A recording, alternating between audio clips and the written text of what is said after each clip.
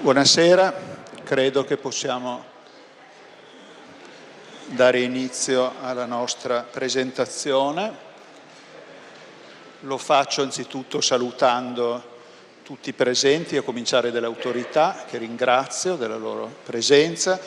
Porto con il mio saluto quello del Presidente della Fondazione Massimo Paniccia, che, impossibilitato a presenziare questa sera, mi ha pregato di testimoniarvi tutta la sua partecipazione a questo momento importante per la Fondazione, momento appuntamento, verrebbe da dire, periodico, atteso dalla cittadinanza e dal mondo della cultura, perché sancisce la presentazione di una delle monografie della collana d'arte curata dalla Fondazione. Collana d'arte che giunge con questa monografia dedicata a Miela Reina al 24° volume e al 25° anniversario dall'avvio della collana stessa, avvio venuto nel 1999, quindi un traguardo importante che sottolinea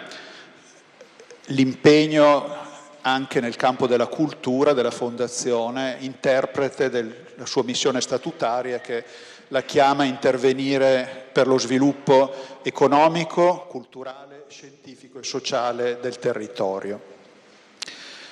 Io non aggiungo altro perché cose ben più interessanti verranno dette da coloro che parleranno dopo di me, a cominciare dal professore Alessandro Del Pupo, che è ordinario di Storia dell'Arte Contemporanea all'Università di Udine e soprattutto curatore della collana, al quale do quindi la parola. Prego. Grazie, buonasera a tutte e a tutti. Credo di non essere l'unico intimidito dal dover presentare il biennale volume della collezione in una sala così splendida, così impegnativa e così, come posso dire, rigorosamente adeguata ai temi e allineata ai temi della collana. Il professor Proni ha opportunamente ricordato che i 25 anni è un quarto di secolo, detto così fa una certa impressione, ma d'altra parte questo sancisce l'aspetto più straordinario di questa collana, perché è la più longeva e la più continuativa tra le collane d'arte promosse dalle fondazioni bancarie. È stato un fenomeno peculiare nella storia della cultura e dell'editoria italiana,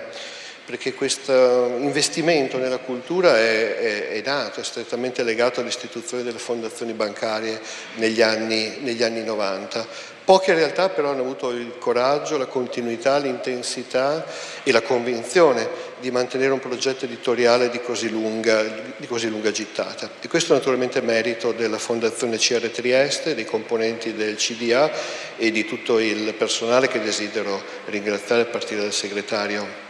Paolo Sant'Angelo, da Ilaria Romanzin, Serena Pignataro e via via, tutti gli altri e le altre che hanno reso possibile questa continuità. Insisto molto nella continuità perché la collana per l'appunto è un filo fatto di molte perle variegate, di diversi colori, di diverse fogge, e la perla che presentiamo oggi è peculiare perché fa parte di una triade, quella dei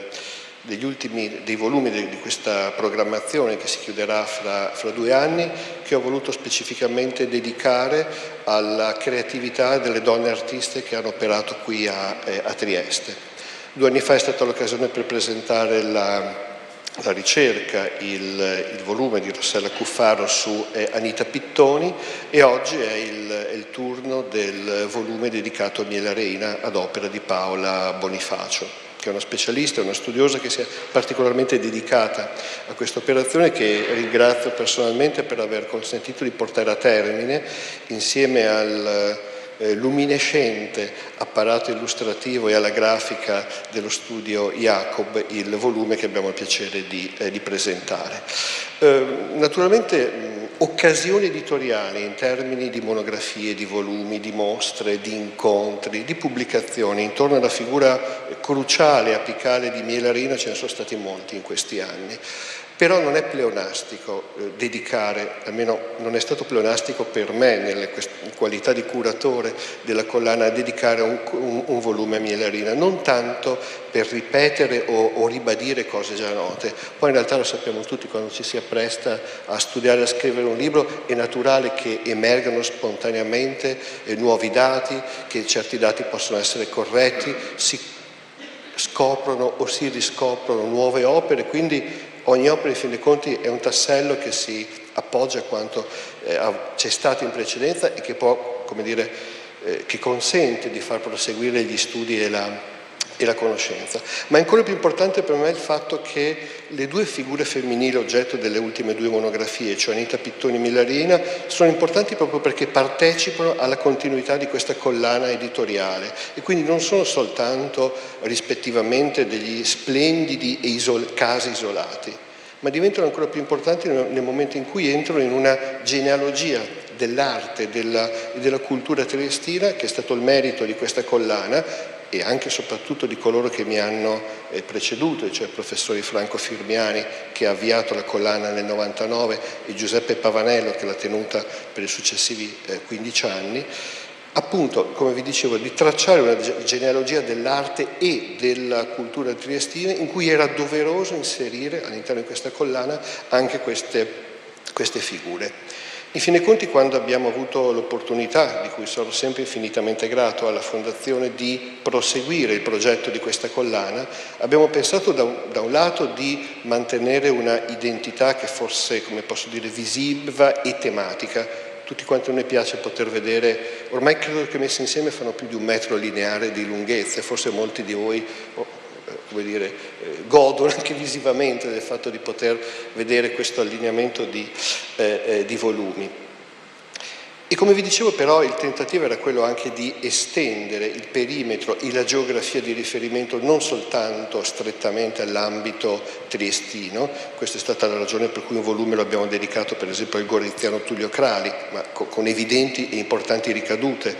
e soprattutto il lavoro che è stato fatto su Augusto Cernigoj, ma anche di diversificare da un punto di vista delle tecniche, delle pratiche artistiche, e così dunque il volume dedicato alla scultura di Ruggero Rovan, e anche e soprattutto 2 anni fa appunto l'idea di una personalità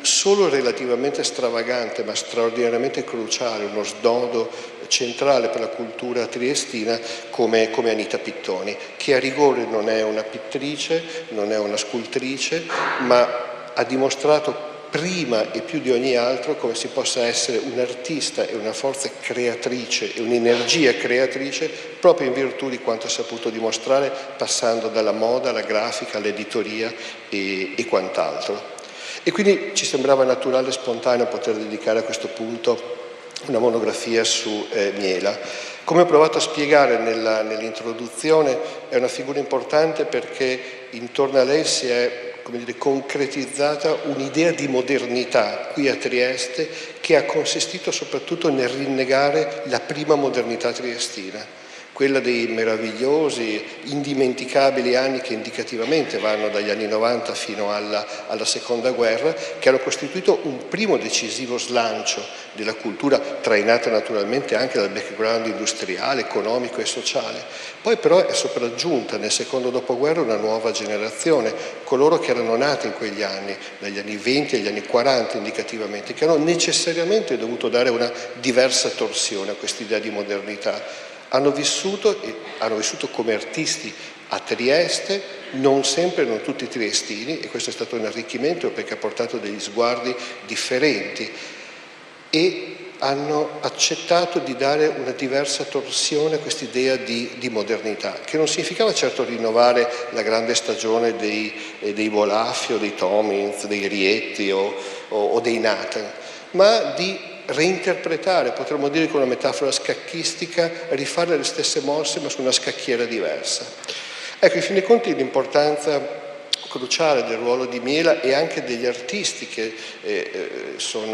hanno ruotato intorno alla sua attività, alla Galleria della Cavana, sta proprio in questo. E io sono grato al fatto che la Fondazione abbia accettato di, come posso dire, spingere ulteriormente in avanti questa sfida, arrivando a dedicare i volumi di questa collana anche a delle personalità che hanno vissuto e che hanno operato nella seconda metà del Novecento, a partire dagli anni 60, che hanno vissuto una crisi epocale, che è quella, per sintetizzare, ma poi lo spiegherà molto meglio di me la professoressa Gastaldon, il passaggio da una tradizionale pittura figurativa alla neofigurazione di gusto pop, di mescolare l'attività artistica con un'importante autoimprenditorialità, potremmo dire, artisti che in mancanza di strutture di mediazione si inventano loro stessi gli spazi, le gallerie, delle forme di commercio e di diffusione delle loro opere. E infine gli scambi che sono fondamentali con il mondo della musica, del teatro, insomma. Un po' alla volta, insomma, il libro e in generale, credo, la collana fa capire che si parte dalla pittura, dalla scultura, dalla moda, dalla grafica, ma poi si arriva a individuare in questa grande città una grande opera d'arte totale. E questo è un patrimonio di cui tutti quanti, triestini e non come me, che sono solo un ospite in questa città, devono legittimamente essere orgogliosi e di cui l'attività meritoria della Fondazione è uno dei capisaldi. Vi ringrazio.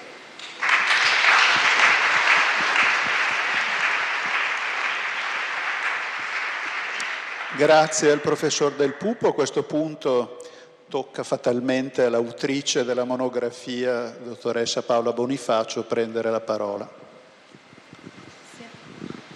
Buonasera, grazie. Condivido la soggezione, ma anche il piacere di trovarci in questo posto straordinario. Miela ne sarebbe molto lieta, anche perché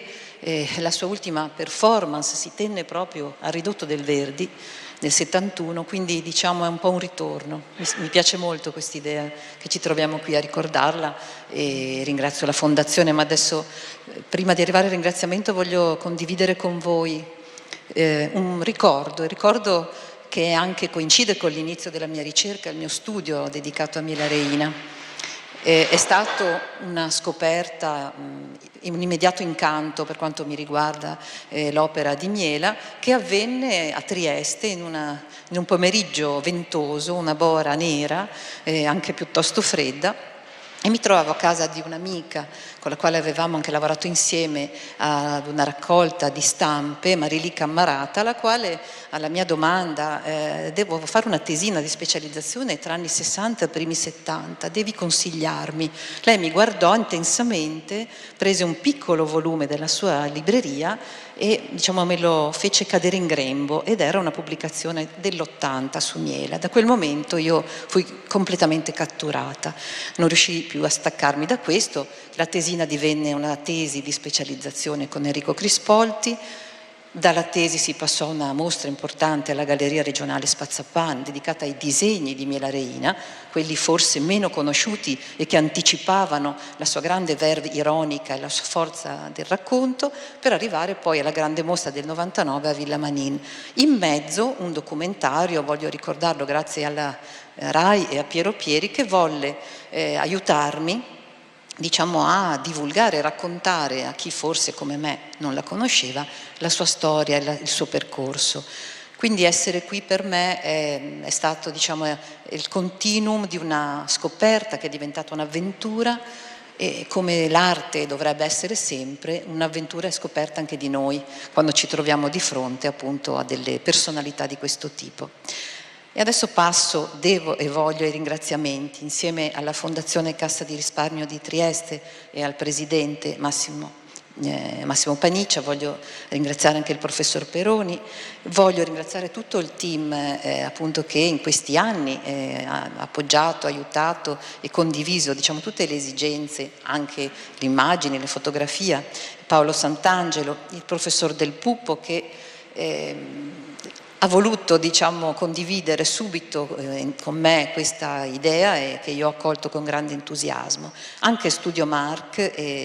devo dire, ha fatto un ottimo lavoro con le grandi e piccole e varie cose che Miela Reina realizzò, e anche con la difficoltà di renderle al meglio nella pubblicazione. E poi ci sono delle figure che non potevano non essere presenti e collaborare, la famiglia di Miela Reina, e quindi senz'altro Laura e Lucia Budini, l'archivio Miela Reina,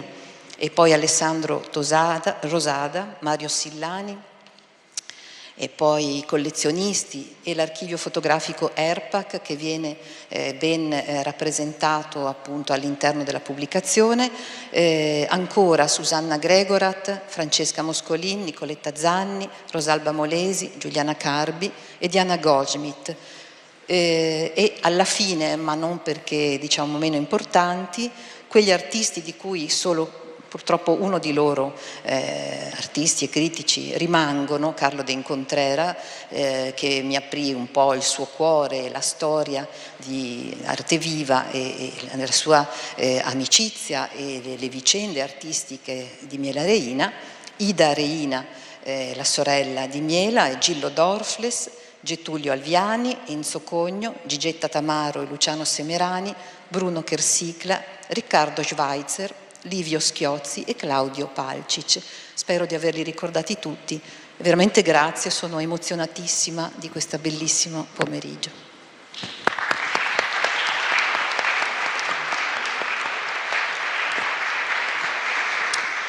Grazie alla dottoressa Bonifacio di questa testimonianza brevissima ma intensissima per il vissuto che emerge in un'avventura scientifica che è anche un percorso umano di grande rete di relazioni, a cominciare dalla appunto artista cui è dedicata la monografia. A questo punto la parola alla professoressa Giorgia Gastaldon, che è ricercatrice di storia dell'arte contemporanea all'Università di Roma Tor Vergata, per una relazione con illustrazioni dedicata a Miela Reina. Allora, grazie, buonasera. Grazie a tutti per essere qui e per il vostro tempo. Cercherò di essere breve e quindi guarderò i miei appunti, mi perdonerete, ma così sono sicura di essere sintetica, ma di dire le cose giuste e di fare giustizia a questo bel libro, col quale, come dicevo l'autrice, ho trascorso proprio delle belle ore,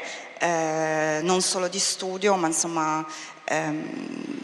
anche in un certo senso, ma nel senso buono, di intrattenimento, perché è un libro scritto molto bene, molto scorrevole, in cui insomma non si inciampa e non si fa fatica, ecco, a seguire il ragionamento dell'autrice.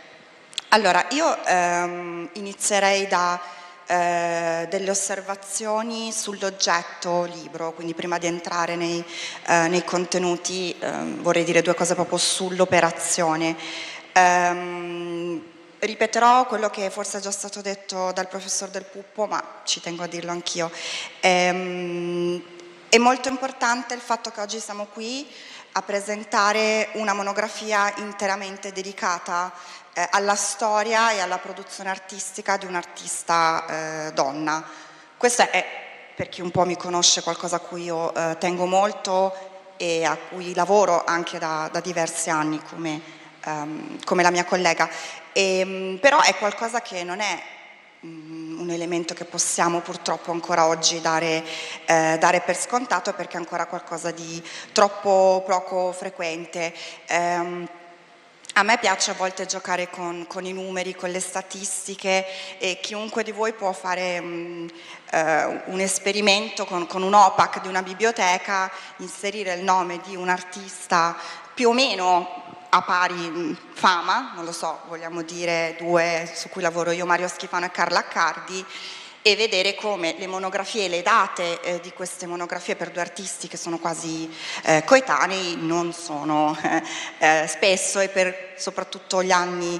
passati, paragonabili. È chiaro che da diversi decenni si lavora in maniera molto diversa sulla produzione, sulla creatività femminile, io non sto negando questo, Però molto spesso ancora i lavori dedicati a queste artiste sono occasionali, non sono monografie, sono magari legati più ad occasioni espositive. Le monografie, che sono forse il raggiungimento massimo per un artista, sono ancora una carenza per le artiste donne, quindi ringrazio veramente, porgo le mie congratulazioni, i miei ringraziamenti al curatore della collana, ai promotori e soprattutto all'autrice, che è una delle massime esperte del lavoro di Reina, a cui da decenni dedica le sue energie, il suo tempo, pur insomma, non risultando ripetitiva o banale nelle conclusioni a cui arriva questa monografia. Allora, questa è, diciamo, la copertina, la conoscete, la potete vedere anche qui.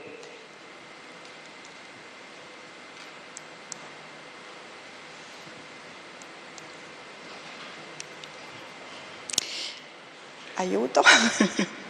Ok, eccoci. Allora, è andata. Quindi questa è la prima osservazione su questo libro in generale. La seconda credo sia insomma interessante entrare poi in come è stato concepito. Come abbiamo detto, questo volume parte di una collana, io ho la fortuna di avere alcuni di questi volumi a casa, è una collana molto elegante, sempre molto curata, molto ricca, e quindi questo ancora a maggior ragione è importante che sia stata in parte dedicata a delle autrici donne. E come vedete questo volume è organizzato in 4 parti, quindi con dei tradizionali testi istituzionali, un importante saggio scritto da Paola Bonifacio e numerose schede di singole opere. Questa è un'altra cosa per me molto importante, un lavoro faticoso ma fondamentale, che a volte noi storici dell'arte proviamo a schivare perché è faticoso. Dobbiamo avere a che fare con singoli oggetti che hanno storie diverse, che raccontano storie diverse, non possiamo fare un ragionamento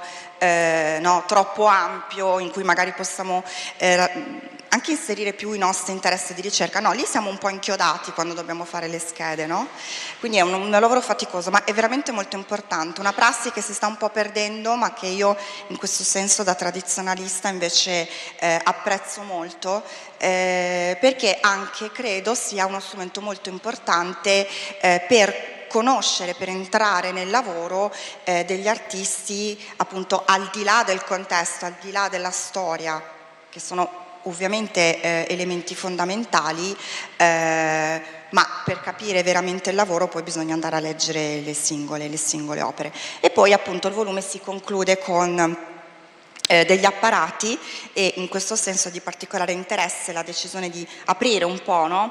questo volume, quindi di dedicare alcune pagine anche a quegli artisti che hanno lavorato a fianco di Reina, in particolare ovviamente all'interno del gruppo Raccordo 6. Un'altra osservazione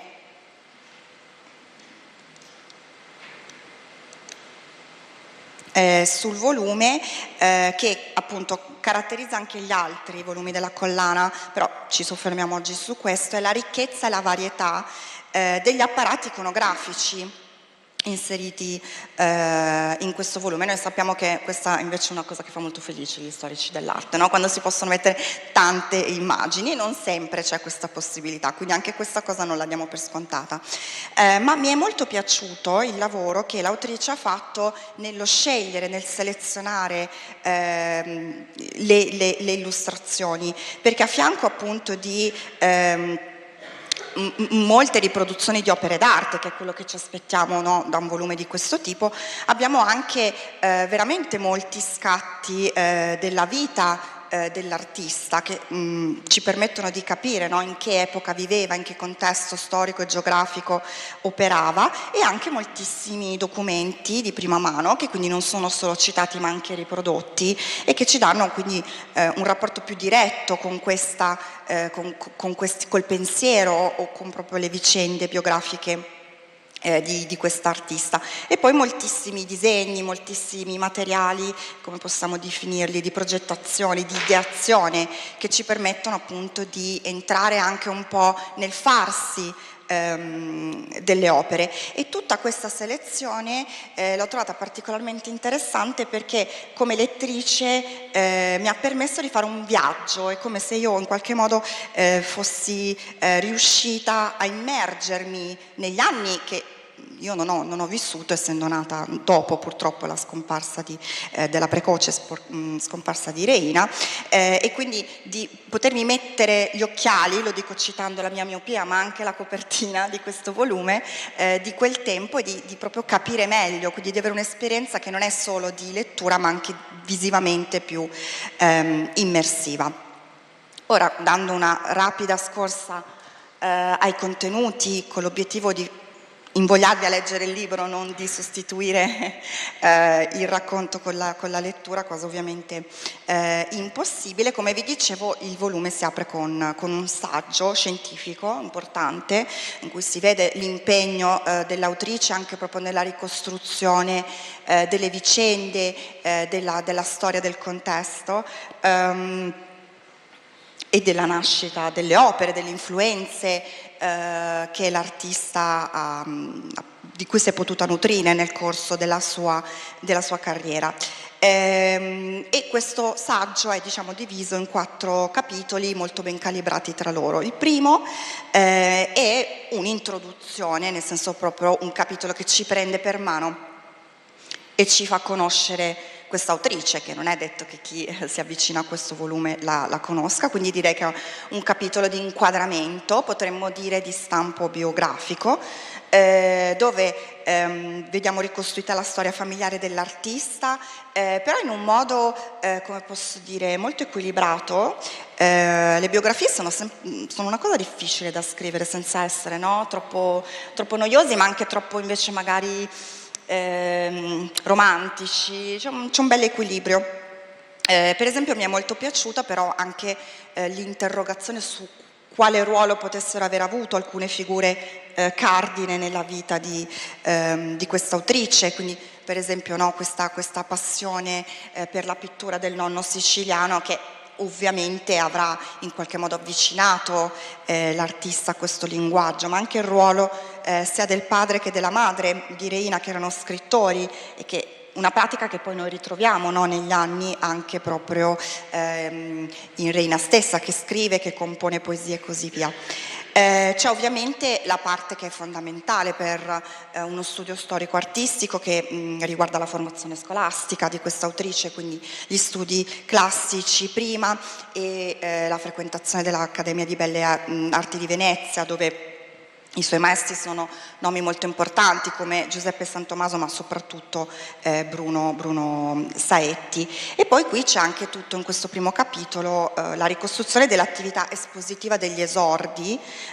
quindi soprattutto le collettive locali di inizio anni 50, quindi con un lavoro di scavo, no? Perché non sono materiali che si trovano facilmente, e però diciamo che forse la cosa che dal punto di vista della comprensione di chi sarà da questo momento in poi la Irina pittrice, quindi del lavoro che farà, e giustamente l'osservazione dell'autrice su questa scelta di campo che Reina fa veramente da subito, che poi non smentirà più, della sua preferenza per un'arte che rimane sempre figurativa, no? Che è una scelta di campo precoce, ma fatta in anni in cui il dibattito figurazione-astrazione era cruciale, quindi tutti gli artisti o quelli che volevano essere tali in quegli anni a un certo punto sembrava che dovessero per forza schierarsi, e lei prende questa felice decisione che poi pur rimanendo confermata non rimarrà mai statica. Quindi insomma questo capitolo è proprio, come posso dire, un ingresso in questo mondo che ci racconta la storia e gli inizi dell'avventura di Reina, ma ci racconta anche e soprattutto il contesto sociale, culturale e politico della prima metà del Novecento, quindi degli anni in cui questa autrice nasce e si forma, non solo nella sua città di nascita e di elezione, visto che poi insomma dopo gli studi lei ci farà ritorno, ma anche in Italia, perché ovviamente uno degli intenti di questo volume, che mi trova pienamente d'accordo, è quello anche di aprire il confronto di questa autrice con un territorio che è più ampio di quello in cui ha più strettamente operato. Nel secondo capitolo l'autrice entra, quindi fatte diciamo le dovute premesse, entra maggiormente nel vivo dell'opera dell'artista, quindi ci spostiamo da un punto di vista più biografico, quindi da uno sguardo più concentrato sulla persona dell'artista a uno sguardo più focale sul linguaggio, sulla poetica che Reina sviluppa. E questo slittamento inizia con il racconto del viaggio in Spagna che Reina fa a ridosso del diploma all'Accademia, un viaggio motivato diciamo dalla stesura della tesi appunto per il suo diploma, tesi che viene discussa nel 1959 e che è dedicata alla pittura romanica in Castiglia, ma che poi diventa tutta un'altra cosa, no? Perché diventa forse uno degli incontri più esplosivi di Reina con un'arte che è un'arte diversa da quella che ha potuto frequentare fino a quel momento, sia nella sua città di provenienza che all'Accademia di Venezia, e che, come Paola Bonifacio ben spiega, avrà un grande impatto su quello che succederà da quel momento in poi. E qui mi piaceva questa idea di una contaminazione di culture che probabilmente sembrano, pur essendo europee, molto lontane tra loro, no? Perché ovviamente passiamo da un contesto più asburgico, più mitteleuropeo a un contesto più mediterraneo. E come giustamente dimostra l'autrice, la cosa che subito probabilmente ci colpisce di questo cambio è la tavolozza che si accende, che è più, forse una tavolozza che si prende meno sul serio, più giocosa, più solare, che però contagia immediatamente anche le figurazioni di Reina, che diventano, no, più rapide, più immediate. E qui siamo nel 62 con questo esempio. Ho fatto vedere anche, no, proprio il lavoro, scusami, sì, tu dici che la svolta è nel 62 ma l'opera è del 64, quindi vedete proprio il lavoro anche di scheda, no, sulla singola opera. Mi sembra un punto di partenza di questo lavoro che poi porterà quel linguaggio tra virgolette pop, mi concedi questa semplificazione, per il quale probabilmente Reina è più nota. E in questa svolta vediamo appunto come tante cose cambiano per Reina. Per esempio mi piace molto questa idea di iniziare a lavorare sempre di più sulla carta, quindi, come posso dire, un'interrogazione da parte dell'artista più su quello che lei vuole fare e meno su quello che forse ci si aspetta da lei, quindi, no, il passaggio dal più tradizionale, più accademico, olio su tela, a appunto un lavoro sulla carta, che forse chiama immediatamente anche quest'idea di includere sempre più parole e testi scritti nelle opere, una presenza sempre più frequente di elementi ironici legati al mondo della favola, della fantasia, no? Per esempio nei personaggi che sceglie, ma soprattutto al linguaggio qui a cambiare, diventa un linguaggio più fresco, più moderno, più personale, più autonomo rispetto ai maestri con cui, no, ha studiato, ma anche ai riferimenti storici, quindi un'autonomia che diventa anche originalità e novità nel senso più personale del termine. e un'apertura a un contesto che diventa sempre più internazionale, con il confronto con quei modelli che anche per un gioco di forze politiche, economiche e di mercato diventano sempre più interessanti per queste nuove generazioni. Penso agli inglesi e agli americani. Quest'opera l'ho scelta apposta perché è del 64 e insomma vi sarete sentiti dire 1000 volte che il 64 è l'anno della famosa Biennale, dove si scopre più che il pop il new dada, ma insomma da lì poi prenderà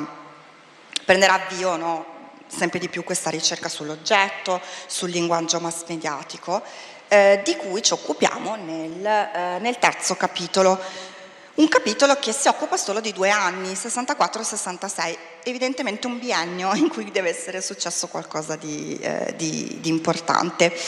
Di questo capitolo mi è piaciuta molto, forse perché era una vicenda a me non nota, la collaborazione di Reina con i cantieri navali triestini. Qui si scopre ovviamente le mie origini non triestine. Al di là della vicenda è l'approccio multidisciplinare e multimaterico che mi piace, questa sfida di adattare, no, la propria creatività alle esigenze di un ambiente altro che un ambiente produttivo, che lei in realtà aveva già sperimentato negli anni veneziani, no? Perché lei aveva lavorato nella vetreria Venini, quindi impara l'arte, mettila da parte nella direzione della possibile creazione di un dialogo tra arte e produzione industriale, che è un altro tema cruciale del decennio di cui stiamo parlando. E questo è poi il biennio in cui diciamo si forma un po' il vocabolario di oggetti che sono oggetti comuni ma curiosi, che Reina sceglie, che poi cominciamo a trovare sempre più spesso, che diventano un po' quasi una sua firma, una firma forse, ecco, in questo senso pop, nella declinazione oggettuale del termine pop, quindi il cuore, le forbici, gli occhiali. Il mio preferito è il Brezel, però devo dire la verità, lo trovo veramente molto fresco, molto ironico, molto giocoso. Arriviamo così all'ultimo capitolo, dove si racconta l'ultima purtroppo svolta di Reina. Ovviamente quando si finisce questo libro ci si chiede cosa sarebbe potuto succedere dopo. La svolta che tu individui nel 67, no? Quindi 4 anni prima della precocissima scomparsa di questa artista. In questa svolta del 67, nelle opere degli ultimi 4 anni di vita dell'autrice, mi sembra che confluiscano tutti questi elementi che prima abbiamo visto comparire e scomparire, e c'è proprio l'esplosione del linguaggio fresco, giocoso, di sintesi tra parola e immagine, che rappresenta la stagione più nota ma forse anche più felice di questa autrice, che evidentemente è giunta anche a una certa maturazione, ha imparato il mestiere, ha una sua sicurezza che le permette proprio di sganciarsi definitivamente. È abbastanza impressionante per me, che un pochino questi anni li ho frequentati, veramente l'originalità, cioè lei riesce ad essere perfettamente nel timing, ma non fa nulla copiando gli altri, non è imitativa in nessun modo. Qui i riferimenti che prima avevamo incrociato al fumetto, alla pubblicità, alla moda, quindi a quello che è il mondo della modernità, dei mass media, non sono più solo, come posso dire, suggeriti, ma diventano espliciti, diventano cruciali. E come succede a moltissimi artisti della sua generazione, lo scatto successivo è quello di iniziare a sperimentare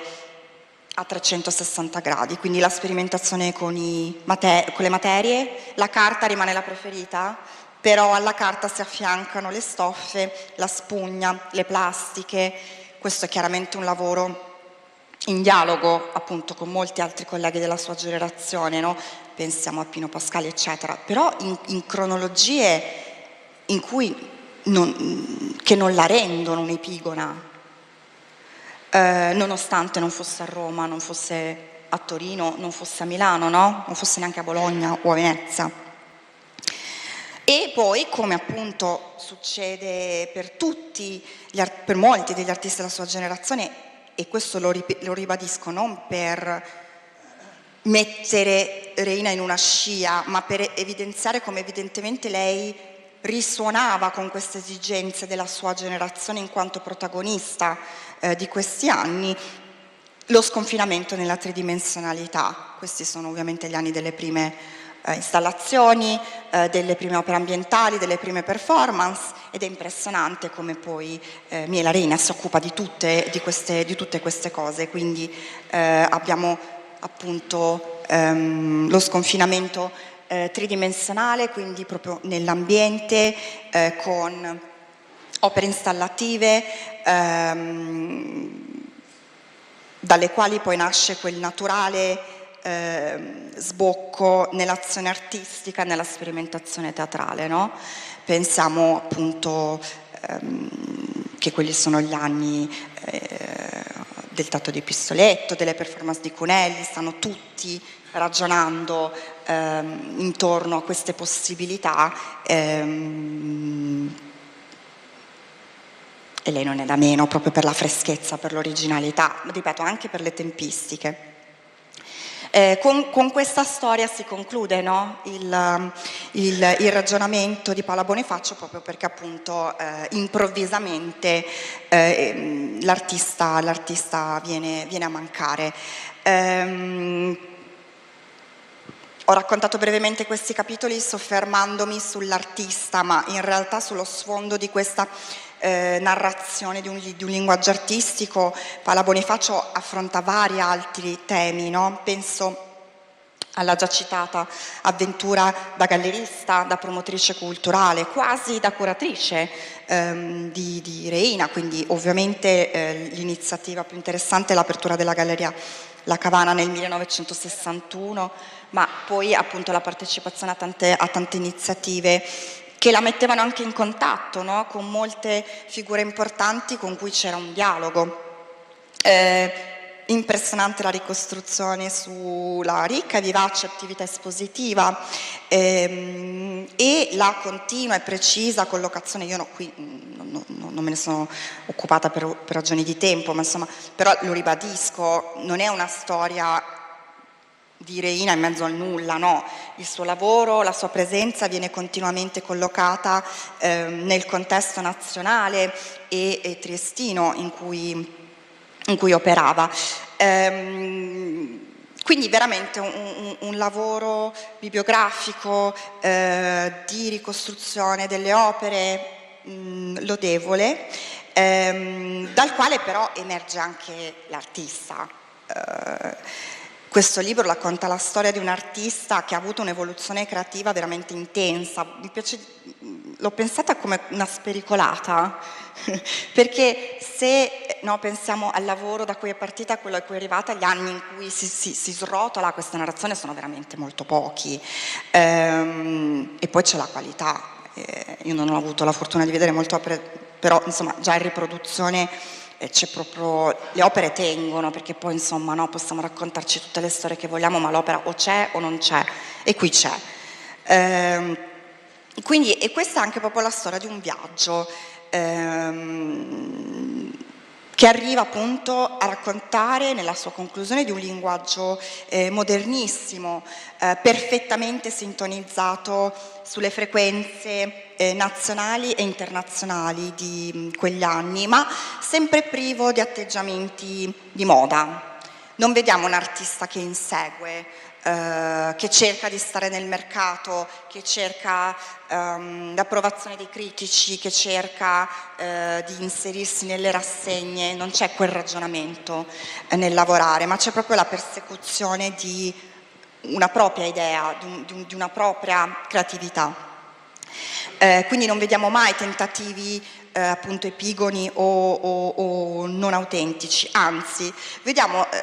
dei risultati che sono molto coerenti, che sono appunto molto dentro la storia dell'arte italiana e non solo, soprattutto dei decenni a cavallo tra 60 e 70, con una resa che però è veramente molto personale e originale. E quindi di nuovo veramente grazie a tutti quelli che hanno reso possibile questa pubblicazione, perché è un tassello in più della storia non solo dell'arte di questa città e del nostro paese, anche della creatività femminile, ma più in generale di un periodo storico.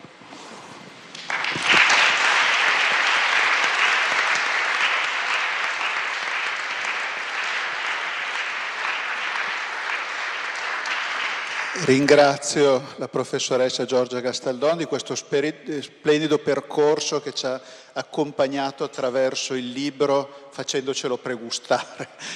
Non ho fatto spoiler. Prego? Non ho fatto spoiler. Se lo era virtuosa nel farlo, quindi ha molto stimolato e molto suggestionato dal punto di vista delle caratteristiche straordinarie di questa artista così ricca e complessa dal punto di vista dei linguaggi e così vicina a noi, anche dal punto di vista proprio del contesto socioculturale. Io constato che siamo giunti al termine della nostra presentazione con una puntualità inusuale, che credo sia sintomo dal mio punto di vista di stile universitario nel senso più alto. Ecco, ma colgo l'occasione del nesso con l'università per, in conclusione, anche segnalare una delle cifre più caratteristiche di questa collana, che sta nel connubio tra finanziatore, nella persona della Fondazione Cere Trieste, e autore, uso il termine, come dire, neutro, la locuzione, autori e autrici, evidentemente nei 25 anni di pubblicazioni che hanno di fatto costituito ormai una collezione che va crescendo. Ebbene, queste opere sono testimonianza di occasioni, altrettante preziose occasioni per l'università, giovani studiosi e giovani studiose, di trovare occasione per pubblicazione scientifica di notevole rilievo e anche di impegno economico purtroppo non facile da sostenere alle comuni casse universitarie. Quindi è una bellissima, come dire, sperimentazione di connubio tra ente benefico e scuola universitaria. Con questa riflessione davvero siamo giunti alla conclusione. Concludo ringraziando nuovamente tutti coloro che sono intervenuti, le autorità, tutti i cittadini che dimostrano nella loro numerosità questo profondo affetto per la collana che va crescendo, e appunto a proposito di crescita ci diamo quindi appuntamento con la consueta cadenza biennale al 2026. Grazie a tutti e arrivederci.